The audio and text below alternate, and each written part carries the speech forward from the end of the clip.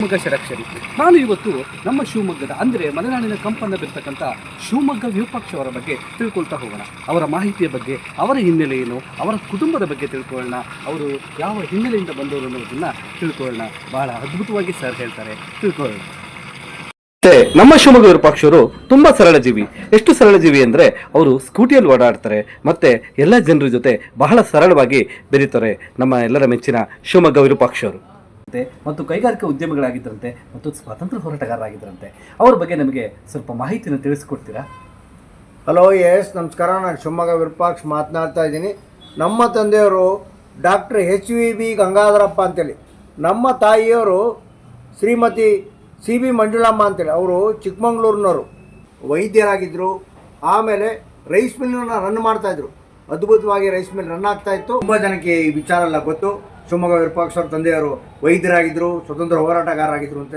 ಏಕೆಂದರೆ ಶಿವಮೊಗ್ಗದಲ್ಲಿ government McGann ಹಾಸ್ಪಿಟ್ಲಲ್ಲಿ ಫಸ್ಟು ಸೇರ್ಕೊಂಡಾಗ 34 ರೂಪಾಯಿ ಸಂಬಳ ಇತ್ತಂತೆ. ಜಮೀನ್ದಾರಾಗಿದ್ದರಿಂದ ನಾವೇ ಒಂದು ಕ್ಲಿನಿಕ್ ಮಾಡೋಣ ಅಂತೇಳಿ ಕ್ಲಿನಿಕ್ಕು, ಲ್ಯಾಬ್ರೇಟರಿ ಎಲ್ಲ ಮಾಡಿದರು.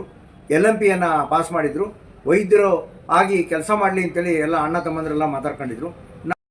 ಮಜ್ಜ ಪಟೇಲ್ ವೀರಭದ್ರಪ್ಪ ಗೌಡ ಎಷ್ಟು ಅದ್ಭುತವಾಗಿ ಚಂದವಾಗಿ ಸೈನನ್ನು ಮಾಡ್ತಾಯಿದ್ರು ಅವಾಗಿನ ಕಾಲದಲ್ಲಿ. ನಮ್ಮ ತಂದೆಯವರು MR ಆಗಿದ್ದರು ಮೈಸೂರು ಸಂಸ್ಥಾನದಲ್ಲಿ. MR ಅಂತಂದ್ರೆ ಈಗ MLA ಅಂತಿದಾರಲ್ಲ, ಅವಾಗ 35ರಿಂದ 40 ಜನ MR ಇರ್ತಿದ್ರಂತೆ. ಯಾರಪ್ಪ ಅಂತಂದರೆ ಜಮೀನ್ದಾರರು, ಯಾರು ಕಂದಾಯವನ್ನು ವಸೂಲಿ ಮಾಡ್ತಾರೆ ಅಂಥವ್ರನ್ನ MR ಆಗಿ ನೇಮಕ ಮಾಡೋರು.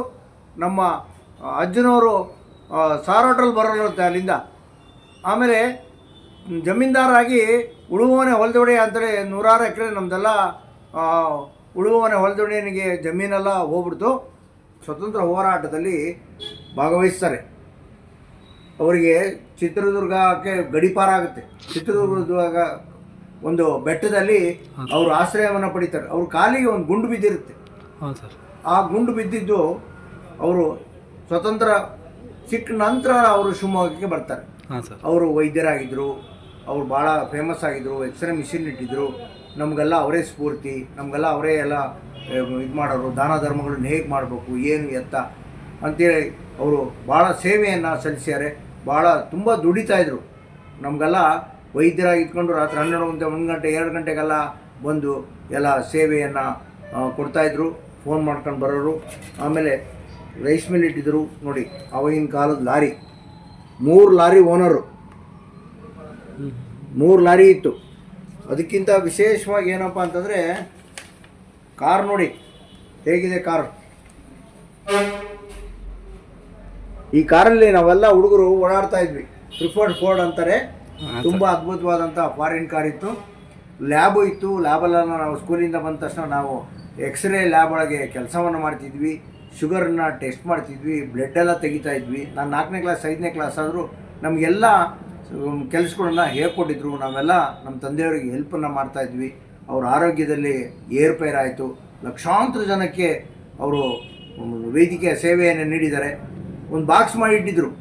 ದುಡ್ಡು ಅದರೊಳಗೆ ದುಡ್ಡು ಹಾಕ್ತಿದ್ರು. ಕೆಲವರು ತರಕಾರಿ ತಂದುಕೊಡೋರು, ಕೆಲವರು ಬೆಳ್ಳಿ ಲೋಟ ತಂದುಕೊಡೋರು, ಕೆಲವರು ಏನೇ ಇಲ್ಲ ಸ್ವಾಮಿ ಅನ್ನೋರು. ನಮ್ಮ ತಂದೆಯವರು ಜಡ್ಕ ಕಡೆ ಸಬು ಬಾ, ಬೂಬಮ್ಮ ಬಾ, ತಿಮ್ಮಣ್ಣ ಬಾ, ರಾಮಣ್ಣ ಬಾ ಅಂತೇಳಿ, ನೀನು ದುಡ್ಡು ಬೇಡ, ಆರೋಗ್ಯವಾಗಿದ್ದರೆ ಸಾಕು. ನಮ್ಮಲ್ಲಿ ನಾಯಿಗೆ ಜ್ವರ ಬಂದು ಔಷಧಿ ಏನೋ ತೊಗೊಂಡು ಹೋಗ್ತಾಯಿದ್ರು. ಕಾಲ್ರ ಬಂದರೆ ಜಿಲ್ಲಾಡಳಿತ ನಮಗೆ ಕಾಲ್ರಕ್ಕೆ ಔಷಧಿಯನ್ನು ಕಳಿಸ್ಕೊಡೋದು. ನಾವು ಅಕ್ಕ ತಂಗಿಯರೆಲ್ಲ ಕಾಲ್ರಕ್ಕೆ ಇಂಜೆಕ್ಷನ್ನ ಕೊಡ್ತಿದ್ವಿ. ದಿನಕ್ಕೆ 1200 ಜನಕ್ಕೆ. ಒಂದು ದಿನಕ್ಕೆ ನಮ್ಮ ತಂದೆಯವರು 200 ಜನ ಪೇಷಂಟನ್ನು ನೋಡ್ಕೊಳೋರು. ಅದ್ಭುತವಾದಂಥ ಜೀವನವನ್ನು ಸಾಧಿಸಿದ್ದೀವಿ. ಈಗೇನೋ ಒಂದು ನಿಮ್ಮೆಲ್ಲ ಒಂದು ಆಶ್ರಯದಿಂದ, ನಿಮ್ಮೆಲ್ಲರ ಒಂದು ಅಭಿಮಾನದಿಂದ ನಾನು ಇವಾಗ ಶಿವಮೊಗ್ಗ ವಿರೂಪಾಕ್ಷ ಆಗಿ ಫೇಮಸ್ ಆಗಿದ್ದೀನಿ. ನಾನು ಬಂಗಾರಪ್ಪನವ್ರ ಜೊತೆಗೆ ಯುವ ಅಧ್ಯಕ್ಷನಾಗಿ ಅವ್ರ ಜೊತೆಗೆ ಸಂಘಟನೆಯಲ್ಲೆಲ್ಲ, ರಾಜಕೀಯದಲ್ಲೆಲ್ಲ ದುಡಿದೆ, ಕಾಂಗ್ರೆಸ್ನಲ್ಲೆಲ್ಲ ದುಡಿದೆ. ಇನ್ನೊಂದು ವಿಶೇಷ ಏನಪ್ಪ ಅಂತಂದರೆ, ನಮ್ಮ ಚಿಕ್ಕಪ್ಪನವರು ಜಯದೇವಪ್ಪನವರು ಅಂತಿದ್ರು, ಗುರುಪಾದಪ್ಪ ಅಂತೇಳಿ ನಮ್ಮ ದೊಡ್ಡಪ್ಪನವರು ಇದ್ದರು. ಇವರು ಎಲ್ಲ ಶಿವಾನಂದಪ್ಪ ಅಂತಿದ್ರು. ನಮ್ಮ ಜಯದೇವಪ್ಪನವರು ಭಾಳ ಅದ್ಭುತವಾದಂಥ, ಅವರು ಸ್ವತಂತ್ರ ಹೋರಾಟಗಾರರು, ಲಾಯರ್ ಆಗಿದ್ದರು ಆವಾಗಿನ ಕಾಲದಲ್ಲೇ. ಅವ್ರು ಲಾಯರ್ ಆಗಿ ಇದ್ಕೊಂಡೇ ಸೇವೆಯನ್ನು ಮಾಡ್ತಿದ್ರು. ಹೊಸನಗರ ತಾಲೂಕಲ್ಲಿ ಅವಾಗ ಪುರಸಭೆ ಅಧ್ಯಕ್ಷ 10 ವರ್ಷ ಆಗಿದ್ದರು. ಜಮೀನ್ದಾರಾಗಿ ಇಟ್ಕೊಂಡು ನಮ್ಮ ತಂದೆಯವರು ಡಾಕ್ಟ್ರಾಗಿ ಶಿವಮೊಗ್ಗದಲ್ಲಿ ದುಡಿತಾ ಇದ್ದರೆ, ಶಿವಮೊಗ್ಗದಲ್ಲಿ ಒಂದು ರೈಸ್ ಮಿಲ್ಲು, ರಿಪ್ಪನ್ಪೇಟೆಯಲ್ಲಿ ಒಂದು ರೈಸ್ ಮಿಲ್ಲು, ಹೊಸನಗರದ ಒಂದು ರೈಸ್ ಮಿಲ್ಲು. ಅಣ್ಣ ತಮ್ಮ 3 ಜನನು ರೈಸ್ ಮಿಲ್ನ ರನ್ ಮಾಡ್ತಾರೆ. ಶ್ರೀ ದುರ್ಗಾ ಪರಮೇಶ್ವರಿ ಅಂತ ರೈಸ್ ಮಿಲ್ ಹೆಸರನ್ನ ಇಡ್ತಾರೆ. ಶಿವಮೊಗ್ಗದಲ್ಲಿ ಡಾಕ್ಟರ್ ರೈಸ್ ಮಿಲ್ ಅಂತಾನೆ ಫೇಮಸ್ ಇತ್ತು. ಕುಚಲೇಕಿ ಅಕ್ಕಿಯನ್ನು ಇಲ್ಲಿ ಮ್ಯಾನುಫ್ಯಾಕ್ಚರ್ ಮಾಡೋರು. ಕೇರಳದವರೆಗೂ ಹೋಗೋದು ಅಕ್ಕಿ ಭಾಳ ಅದ್ಭುತವಾಗಿ ರುಚಿಕಟ್ಟಾಗಿರೋದು. ನಮ್ಮ ಬಾವಿ ನೀರು ಭಾಳ ರುಚಿಯಾಗಿರೋದ್ರಿಂದ ಅಕ್ಕಿ ತುಂಬ ರುಚಿಯಾಗಿರ್ತಿತ್ತು ಕುಚಲೇಕಿ. 1985ರಲ್ಲಿ PUCಯನ್ನು ಮುಗಿಸಿ ಶಿವಮೊಗ್ಗದ JNNCನಲ್ಲಿ ಮೆಕ್ಯಾನಿಕಲ್ ಇಂಜಿನಿಯರಿಂಗ್ ಕೋರ್ಸಿಗೆ ಸೇರ್ಕೊಂತೀನಿ. ಅಲ್ಲಿ ಹೋರಾಟಗಳನ್ನೆಲ್ಲ ಮಾಡಿ ಅದ್ಭುತವಾದಂಥ ಒಂದು ವಿದ್ಯಾರ್ಥಿ ಜೀವನವನ್ನು ಕಳಿತೀವಿ. ಅಲ್ಲಿ ನಮ್ಮ ಜೊತೆಗೆ ಸುಂದರೇಶ್ ಅವರು, ಮಂಜುನಾಥ್ ಭಂಡಾರಿಯವರವರು, ಸುರೇಶು, ಸತೀಶು, ತುಂಬ ಅಪಾರವಾದಂಥ ಒಂದು ನಮ್ಮದು ವಿದ್ಯಾರ್ಥಿ ಗುಂಪೇ ಇರುತ್ತೆ. ಭಾಳ ಹೋರಾಟವನ್ನೆಲ್ಲ ಮಾಡ್ತೀವಿ. ಅದಾದ ನಂತರ ನಾನು ಫೈನಲ್ ಇಯರ್ಲಿದ್ದಾಗ ನನಗೆ ರೈಸ್ ಮಿಲ್ಲನ್ನು ನೋಡ್ಕೊಳ್ತಕ್ಕಂಥ ಜವಾಬ್ದಾರಿ ನಮ್ಮ ಫ್ಯಾಮಿಲಿಯಲ್ಲಿ ನನಗೆ ಕೊಡ್ತಾರೆ. ಅದನ್ನು ರೈಸ್ ಮಿಲ್ಲನ್ನು ನಾನು ಮಾಡ್ತೀನಿ. ಏನೋ ಒಂದು ದಯಾದಿ ಕಲವರದಿಂದ ರೈಸ್ ಮಿಲ್ಲನ್ನು ಮತ್ತೆ ಬಂದ್ ಮಾಡಬೇಕಾದಂಥ ಪರಿಸ್ಥಿತಿ ಬರುತ್ತೆ. ನಂತರದಲ್ಲಿ ನಾನು HMT ಕಂಪ್ನಿಯಲ್ಲಿ ಸೇರ್ಕೊಂಡು ಮಾರ್ಕೆಟಿಂಗಲ್ಲಿ ಸೇರ್ಕೊಂಡು ತುಂಬ ಹೋರಾಟವನ್ನು ಮಾಡ್ತೀನಿ. ನಂತರದಲ್ಲಿ ಓಂ ಗಣೇಶ್ ಟ್ಯಾಕ್ಟ್ರಿನವರು ಬನ್ನಿ ವಿರೂಪಾಕ್ಷ ಅಂತೇಳಿ ಭಾಸ್ಕರ್ ಕಾಮತ್ ಅವರು ಕರೆದು ನಾವು ಮಾರ್ಕೆಟಿಂಗ್ ಮಾಡೋಣಂತೆ, ಟ್ರೈಲರು ಬಿಸ್ನೆಸ್ ಮಾಡೋಣಂತೆ ಬನ್ನಿ ಅಂತೇಳಿ ನನ್ನ ಜೊತೆಯನ್ನು ಸೇರಿಸ್ಕೊತಾರೆ. ಭಾಳ ಅದ್ಭುತವಾಗಿ ಇವತ್ತು ಓಂ ಗಣೇಶ್ ಟ್ಯಾಕ್ಟ್ರು ಇವತ್ತಿನ ದಿವಸನೂ ಭಾಳ ಹೆಸರನ್ನು ಪಡೆದುಕೊಂಡಿದೆ. ಅದಕ್ಕೆ ನಾನು ಕಾರಣೀಕರ್ತ ಅಂತ ಹೇಳಿದರೆ ತಪ್ಪಾಗಲಾರದು.